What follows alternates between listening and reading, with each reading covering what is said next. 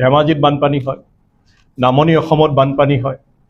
এইটো বানপানীৰ লগত মোৰলেছ সেইবোৰ অঞ্চলৰ মানুহ অভ্যস্ত হৈ গৈছে। কিন্তু শিৱসাগৰ, চৰাইদেউ, যোৰহাট সচৰাচৰ বানপানী নোহোৱা জেগা। এই আনপ্ৰেচিডেণ্টেড বানপানী, য'ত চৰকাৰী হিচাপতে মৃতকৰ সংখ্যা 70 চেৰাই গৈছে, সন্ধানহীন লোক কিমান কোনো ক'ব নোৱাৰে।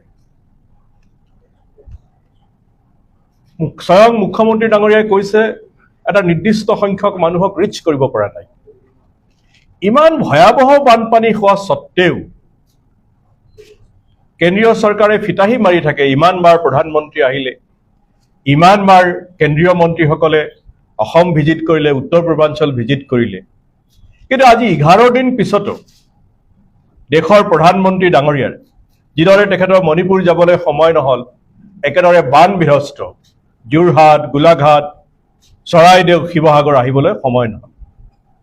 মই বাৰু ধৰি ল'লোঁ প্ৰধানমন্ত্ৰীৰ সময় নহ'ল। এই দুৰ্যোগৰ দায়িত্ব যিজন থাকে কেন্দ্ৰীয় গৃহমন্ত্ৰী অমিত শ্বাহ ডাঙৰীয়া, তেওঁ সততে অসমলৈ আহি থাকে। কেন্দ্ৰীয় গৃহমন্ত্ৰী ডাঙৰীয়াৰ সময় নহ'ল, ঠিক আছে, তেওঁলোকে ভালকৈ যাব নোৱাৰে, অন্ততঃ এবাৰতো আহি এৰিয়াল ছাৰ্ভে কৰি যাব পাৰিলেহেঁতেন, নহ'ল। কৃষিমন্ত্ৰী, কেন্দ্ৰীয় কৃষিমন্ত্ৰী শিৱৰাজ সিং চৌহান, তেখেতৰ সময় নহ'ল। মই জলশক্তি মন্ত্ৰীৰ কথা বাদেই দিলোঁ। এই যে কেন্দ্ৰীয় মন্ত্ৰীসকলৰ সময় নহ'ল, প্ৰধানমন্ত্ৰীৰ সময় নহ'ল, অসমবাসীৰ দুখত সমভাগী হ'বলৈ তেওঁলোকৰ সময় নহয়। অকল যেতিয়া ভোট আহে, নিৰ্বাচন আহে, তেতিয়া তেওঁলোকে নিৰ্বাচনৰ সময়ত ভোট বিচাৰি আহে। আমাৰ দুখৰ সমভাগীসকল হ'বলৈ তেওঁলোকৰ সময় নাই। মই ভাবোঁ যে সময় এতিয়াও উকলি যোৱা নাই।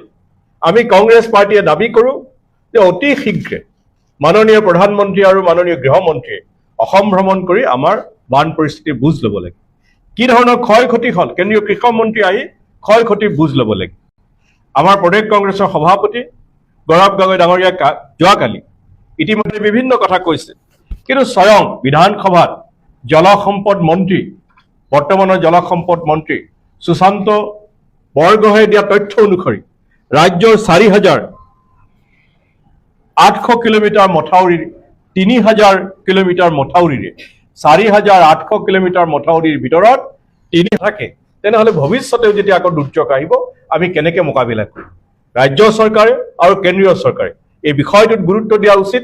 মুখ্যমন্ত্ৰী মহোদয় অকল কথাৰ ফিতাহী নামাৰি এই 3,000 কিলোমিটাৰ মথাউৰিক কিদৰে, আমাৰ নতুন মথাউৰিও লাগিব, কিন্তু এক্সিষ্টিং যি 3,000 কিলোমিটাৰ মথাউৰি, তেখেতৰ মন্ত্ৰীৰ ভাষাতে যাৰ বান প্ৰতিৰোধী ক্ষমতা নাইকিয়া হৈ গৈছে, সেইখিনিত যাতে বান প্ৰতিৰোধ ক্ষমতা আহে সেইখিনি ব্যৱস্থা কৰিবলৈ আমি দাবী জনাইছোঁ। আমাৰ এই MGNৰেগাৰ অন্ততঃ 25, এই আমাৰ 4খন জিলাত 25 দিনৰ কামৰ মজুৰি শীঘ্ৰে শ্ৰমিকসকলৰ কাৰণে মুকলি কৰি দিব লাগে, যাতে অন্ততঃ কিছু সকাহ, কাৰণ তাত বহুত কৰিব লগা কাম আছে, সেইখিনি সকাহ যাতে পায় সেইকাৰণে মুকলি কৰি দিব লাগে। তদুপৰি যি বান ক্ষতিগ্ৰস্ত পৰিয়াললৈ 15,000 টকা ঘোষণা কৰিছে, ই মুঠেই চাফিচিয়েণ্ট নহয়। গতিকে আমি বিচাৰোঁ যে ডিষ্ট্ৰিক্ট মিনাৰেল ফাউণ্ডেশ্যন যিটো থাকে প্ৰতিখন জিলাত, আৰু উজনি অসমৰ জিলাসমূহত যথেষ্ট খনিজ সম্পদ আছে আৰু তাৰ মিনাৰেল ফাণ্ডো যথেষ্ট শক্তিশালী, সেই মিনাৰেল ফাণ্ড বান বিধ্বস্ত এলেকাৰ কাৰণে মুকলি কৰি দিব লাগে। তাৰ আমাৰ বান বিধ্বস্ত লোকসকলৰ বাসগৃহ নিৰ্মাণ, পথাৰৰ পৰা বালি, বোকা মাটি এইবোৰ আঁতৰোৱাৰ কামত আৰু বিদ্যালয়সমূহ মেৰামতিৰ কামত ব্যৱহাৰ কৰিব লাগে মিনাৰেল ফাণ্ডসমূহ। তদুপৰি উজনি অসমত যিবোৰ কোম্পানী, পাব্লিক ছেক্টৰে হওক বা প্ৰাইভেট ছেক্টৰে হওক, এটা দুটা কোম্পানীয়ে দিছে, কিন্তু সকলো কোম্পানী আগবাঢ়ি অহা নাই।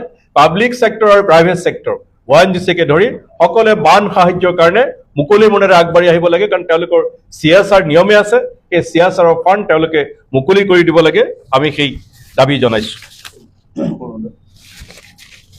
মুখ্যমন্ত্ৰীয়ে কৈছে যে আগষ্ট মাহৰ যি অৰুণোদয়, সেই অৰুণোদয় 1,250 টকাৰ পৰা বৃদ্ধি কৰি 2,500 টকালৈ 4খন জিলাৰ কাৰণে কৰিব খুজিছে, যোৰহাট, গোলাঘাট, শিৱসাগৰ, চৰাইদেউ।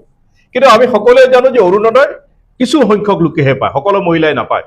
যিহেতু এই ভয়াৱহ দুৰ্যোগ হৈছে, সেইকাৰণে আমি বিচাৰোঁ যে এই 4খন জিলাৰ সকলো মহিলাক, যিসকল তেওঁলোকৰ চিলেকশ্যন লিষ্টত আছে, অকল সেইখিনি নহয়, সকলো মহিলাক এই অৰুণোদয়ৰ সুবিধা, 2,500 টকা অৰুণোদয়ৰ সুবিধা সকলো মহিলাৰ কাৰণে মুকলি কৰি দিব লাগে, এইখিনি আমি বিচাৰিছোঁ। আৰু যিটো কথা বেদব্ৰত বৰা ডাঙৰীয়ে আঙুলিয়াই দিছে, মই 2বাৰ বিধায়ক আছোঁ, তাৰ দ্বিতীয়বাৰ 2016 চনৰ পৰা 2019 চনলৈকে, কাৰণ মই সাংসদ হৈ গুচি গ'লো, এইখিনি সময়তো মই বিধায়ক আছিলোঁ। তেতিয়াও বান হৈছিল এনেকুৱা ধৰণৰ, ইয়াতকৈ অলপ কমে আছিলে, হৈছিল যদিও, কাৰণ সেইবাৰৰ বানটো সেই 3খন জিলাত নাছিলে, কাৰণ সেই 3খন জিলাৰ লোক বানপানীৰ সৈতে অভ্যস্ত নহয়। সেই সময়ত যিটো বান হৈছিলে অভ্যস্ত এলেকাত হৈছিল। তথাপিও আমি সেই সময়ত আমি বিৰোধী দলত আছিলোঁ, কিন্তু কংগ্ৰেছ বিধায়িনী দলে আমি সভাস্থগিতৰ প্ৰস্তাৱ উত্থাপন কৰিছিলোঁ, আৰু সেই সময়ত সৰ্বানন্দ সোণোৱাল মুখ্যমন্ত্ৰী আছিলে। সেই সময়ত কিন্তু আমাৰ প্ৰস্তাৱ মানি সদন সাময়িকভাৱে স্থগিত কৰা হৈছিল, আৰু আমি সকলো বিধায়ক, শাসক বিৰোধী সকলো বিধায়ক আমি বান বিধ্বস্ত এলেকালৈ গুচি গৈছিলোঁ। এইবাৰো আমাৰ কংগ্ৰেছ বিধায়িনী দলে এই প্ৰস্তাৱ উত্থাপন কৰিছিল, কিন্তু অতি দুখৰ কথা, যি সময়ত মানুহ বানত কক বগাই আছিল, অভ্যস্ত নোহোৱা মানুহে বানত কক বগাই আছিল, সেই দাবী চৰকাৰে নুশুনিলে। চৰকাৰে নুশুনাটো অত্যন্ত দুৰ্ভাগ্যজনক কথা। বোধকৰো আজি স্থগিত হ'ব, কিন্তু জোৰপুৰি সময় গ'ল। এতিয়া যি সময়ত যাব লাগিছিল সেই সময়ত নগ'ল, সেই সময়তে স্থগিত কৰি তুৰন্তে জনগণৰ কাষত, বানপীড়িতৰ কাষত শাসক বিৰোধীসকলে থিয় হ'ব লাগিছিল, যিটো স্থগিত নোহোৱাটো অত্যন্ত দুৰ্ভাগ্যজনক কথা। সৰ্বানন্দ সোণোৱাল ডাঙৰীয়াৰ নাম যেতিয়া মই ল'লো, আৰু এটা কথা মই ক'ব লাগিব। তেখেত এতিয়া আমাৰ শ্বিপিঙৰ মন্ত্ৰী, জাহাজৰ মন্ত্ৰী, তেখেত পৰ্টৰ বন্দৰৰ মন্ত্ৰী, তেখেত জলপথৰৰ মন্ত্ৰী। ব্ৰহ্মপুত্ৰক ৰাষ্ট্ৰীয় জলপথ হিচাপে ঘোষণা কৰা আছে, কেইবাটাও উপনৈক ৰাষ্ট্ৰীয় জলপথ হিচাপে ঘোষণা কৰা আছে, ঘোষণাতে শেষ হৈ থাকিল। আজি যদি ব্ৰহ্মপুত্ৰৰে নিয়মিত জাহাজ চলিলহেঁতেন, যিসমূহ জলপথক ৰাষ্ট্ৰীয় জলপথ হিচাপে, ৰাষ্ট্ৰীয় জলপথ কিয় ঘোষণা কৰিছে? জাহাজ চলাচল কৰিব লাগিব। সেইবোৰ যদি জাহাজ চলাচলৰ উপযোগী কৰিলহেঁতেন, তেতিয়া আজিৰ এই দুৰ্যোগ কিন্তু বহু পৰিমাণে নাইকিয়া হ'লহেঁতেন।